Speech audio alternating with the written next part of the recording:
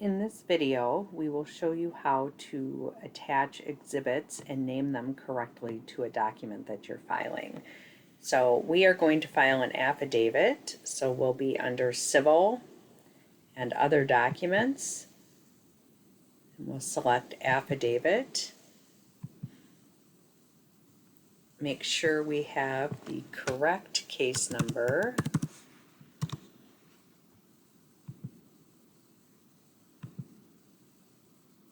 And then on this screen, we're going to choose our main document, which will be the affidavit.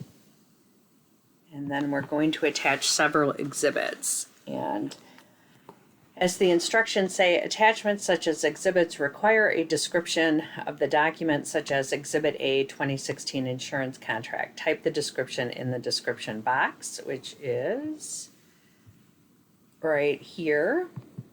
And for attachments that do not need further description, such as a certificate of service, civil cover sheet, or text of proposed orders, you may make a selection from the drop-down list. So these are things that you typically wouldn't need to type more things in, but for exhibits or attachments, you need to actually type in a description. So we're going to choose our Exhibit A, which is a copy of an email. And so we are going to name that exhibit, Exhibit A, and then we're going to say what it is. So this is the 4/19/18 email from somebody named Andrews. And then Exhibit B is another email. And so we're going to make sure we include the dates to distinguish these because they're both Andrew's emails. So we're going to include the date. Exhibit C is a redacted medical report.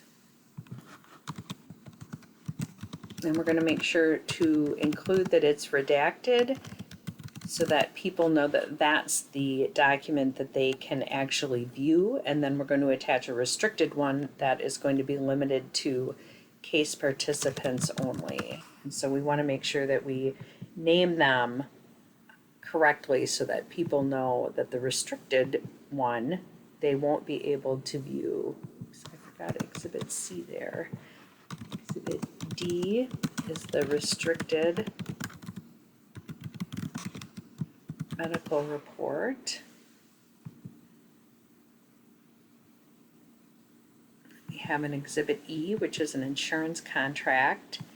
And if that's the only one we have, maybe insurance contract is enough. If we had various insurance contracts, we would perhaps want to put a date or a year or the company that they're from, any way that you can distinguish them from other exhibits that are similar. And then the last thing we have is a certificate of service, because we happen to have a non-ECF participant in this case. And for that one, we can pick certificate of service from the list. And that doesn't mean you can't type something in here. If you wanted to type non-ECF participant, you could, but you're not required to. And then next.